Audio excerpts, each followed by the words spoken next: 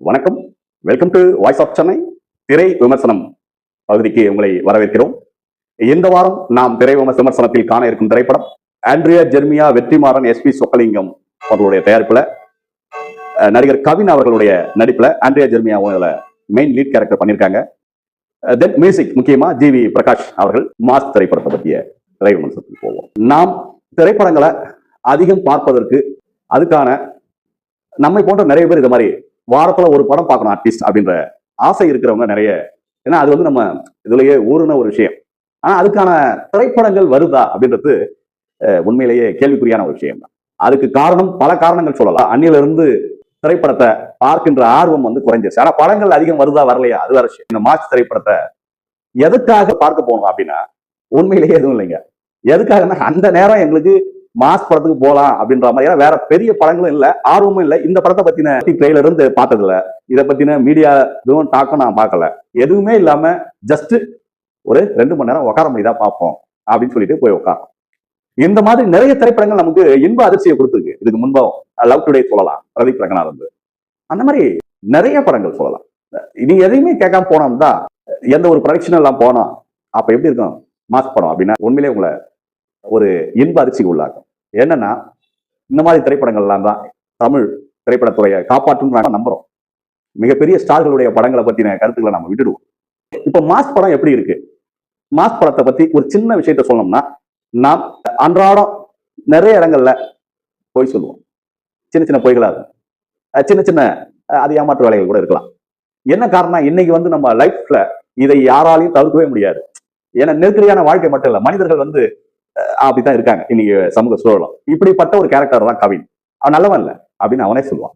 அது அந்த கேரக்டர் அதுல ஒரு லாஜிக் வச்சிருப்பாரு, கான்செப்ட். அப்படி வந்து திருடுவாரு, இல்ல ஏமாத்துறாரு, பொய் சொல்றாரு, என்னவோ எல்லாமே செய்யக்கூடிய ஆளா இருந்தாலுமே கூட அதுல ஏதோ ஒரு குறிப்பிட்ட அளவுக்கு அவர் ஒரு லாஜிக் வச்சிருக்காரு.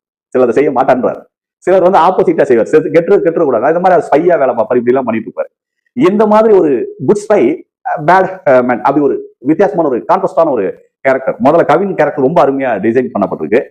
இன்னொன்னு வந்து இங்க வந்து நீட்டி முழக்கலாம் அவங்க பேசிக்கல, ஷார்ட்டா வந்து அவங்க வந்து அந்த படத்தை எடிட் பண்ண விதத்தை எடிட்டருக்கு ஹேட்ஸ் ஆஃப் சொல்லிடுவோம்.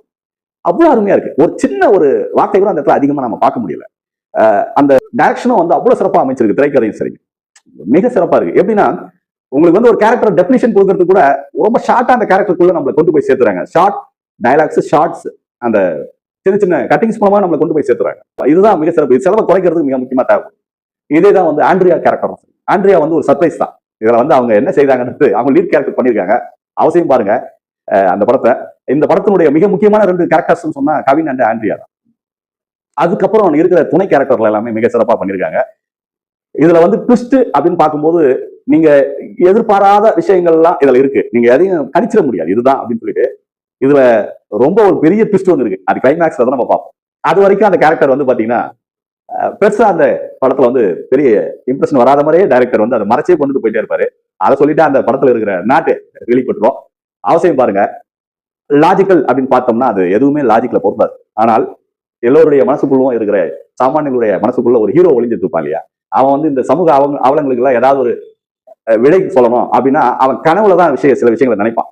இந்த மாதிரி நம்ம ஹீரோயிசம் பண்ணி இந்த விஷயங்களுக்கு எல்லாம் தீர்வு கொடுக்க முடியும். அந்த மாதிரி ஒரு எளிய சாமானியனுடைய ஹீரோயிசம் செய்ய வேண்டிய அந்த தேவை இருக்கும். அதை டே டு டே லைஃப்ல கொண்டு வந்து பொறுத்துனா இருப்பாரு. இப்போதைக்கு இந்த சமூகத்துல எத்தனை ஏமாற்று வேலைகள் நடக்குது, நிதி சார்ந்து, ரியல் எஸ்டேட் சார்ந்து, இதையெல்லாம் பேசுற ஒரு படமா அமைஞ்சிருக்கு. ஆச்சரியமான விஷயம். சமூக விஷயங்களை பேசுற அளவுக்கு அதுக்கு நீங்க வந்து ரொம்ப டெப்தா போயிட்டாங்க அப்படிலாம் யோசிக்கிறது. இதை சினிமாத்தனமா கொடுக்கணுன்றதுக்காகத்தான் அந்த இன்னொரு குரூப் வந்து இயங்கிட்டு இருக்கும். அது ஆண்ட்ரியாஸ். அது வந்து எல்லாமே லாஜிக் அப்பாற்பட்ட விஷயம் தான். ஆனா பாருங்க, அதை கனெக்ட் ஆகிற புள்ளியில தான் இதை சொல்ல முடியுது. மிக சிறப்பா அமைச்சிருக்காங்க. திரைக்கதை அமைப்புலாம் ரொம்ப கொஞ்சம் தரம் மாறினாலும் இந்த படம் வந்து செகண்ட் ஹாஃப் எப்படி இருக்குமோ அப்படின்னு. ஏன்னா ஃபர்ஸ்ட் ஹாஃப் நல்லா இருக்குன்னு தெரிஞ்சிருச்சு. அப்ப இந்த படம் வந்து காப்பாற்றப்பட வேண்டியது செகண்ட் ஹாஃப்ல தான். ஏதாவது சொற்ற போறாங்க நினைச்சோம். ஒண்ணுமே சொல்றாங்க, அந்த மாதிரி நிறைய படங்கள் சொதப்பி இருக்காங்க. ஆனா 3 மணி நேரம் ரொம்ப அருமையா போச்சு. எந்த இடத்துலயும் பிசுறு தட்டல. மாஸ்க் வந்து அவசியம். தமிழ் திரை உலகிற்கு ஒரு புதிய டைரக்டர் இயக்குனர் வந்திருக்காரு. உண்மையிலேயே இந்த ஒரு புது டைரக்டர் அசோக் அவர்கள் மிக சிறப்பாக ஒரு எதிர்காலம் தமிழ் திரைப்படத்துறையினுடைய எதிர்காலம் இருக்கின்ற ஒரு நம்பிக்கை கொடுத்திருக்காரு. அதுக்காக முதல்ல அவருக்கு நம்ம வாட்ஸ்அப் வாழ்த்துக்களை சொல்லுகிறோம். அப்படின்றத பேங்க், அதாவது ஒரு பெரிய ஒரு இதோட அவர் வெளிப்பட்டிருக்காரு. லவ் டுடேல பிரதீப் ரங்கநாதன் சொல்லலாம். அதை விடவும் இவர் இன்னும் மிக சிறப்பாக அதை கொண்டு வந்திருக்காரு. எஸ், நாம் இதை போன்ற பல திரைப்படங்கள் வெளிவரணும். அது தமிழ் திரையுலகிற்கு மீண்டும் புத்துயிரும் நல்ல ஒரு திவ்யம் இந்த மாதிரி வேரியஸ் சப்ஜெக்ட்ஸ்ல வரணும்னு நாம் ஆசைப்படுகிறோம், வேண்டுகிறோம். அனைவருக்கும் வாழ்த்துக்கள். மாஸ்க் ஒரு வெற்றி திரைப்படமே. நன்றி.